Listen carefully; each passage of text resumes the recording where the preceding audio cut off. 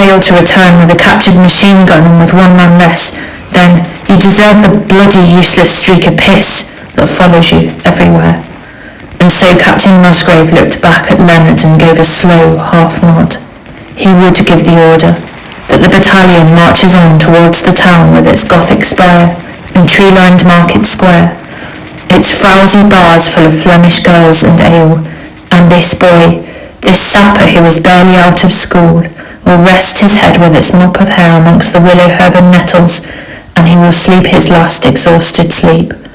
No one will ever reach out their hand to help him up or give him rest and water.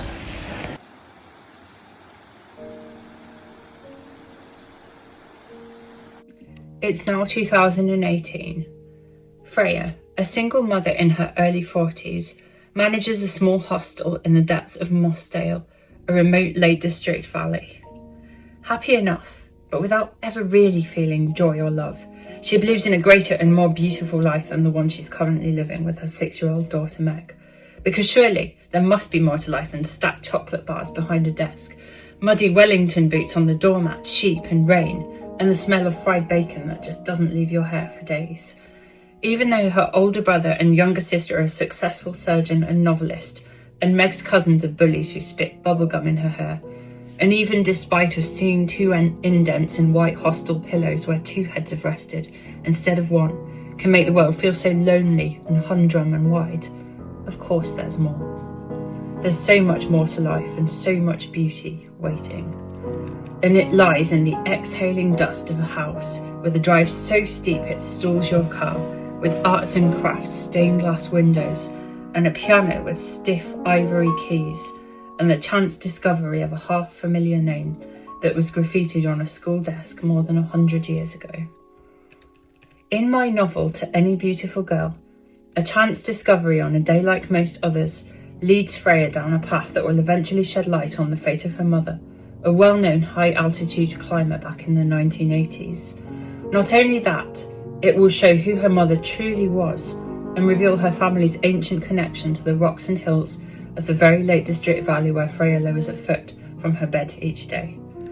My story is told in 3 parts. There's the voice of Freya herself, kind and observant and self-mocking, stumbling upon mystery after mystery and exploring each with care and tact, all while navigating family mishaps and the occasional tugs of a tired heart. Then there is the more distant voice of Matilda Leonard, 18 years old when the First World War ended. Working in the voluntary aid detachment on the home front during the war years, she was the best bred nurse of them all, but flinched least on seeing blood and held the needles steady as she stitched, sewing together a wound's mouth. But there are no medical degrees for women, and her stepmother and father speak only of ballroom dances with the best silver laid out, introductions to investment bankers, and engagement rings in boxes. Everything changes when a man who speaks in the accent of a faraway place, a minor aristocrat from a county of crags and heather, walks into a dinner for the trustees and directors of Matilda's father's brainchild, the Lakeland Railway Company. He is Captain James Musgrave, and after a misty northern French dawn in 1918 and a single assassin's shot, he does not believe in the redemptive power of love. His is the 3rd voice that makes up Freya's story, past and present, and it's a troubled one. To Any Beautiful Girl is an epic inspired by the corpse-strewn doggerel of Siegfried Sassoon. I've given my novel an extra dimension that makes it more relevant today. It's easy in the present world to get lost in mundanity, in putting out our bins and filing tax returns, scrolling through Instagram and cleaning the bathroom. Lost amongst these things, we forget to notice how a flower is more open than the day before, or how stars can erupt across a moonless night. I think those are the things the fighting men of almost 100 years ago would have pictured when they believed they were giving their lives for our freedom.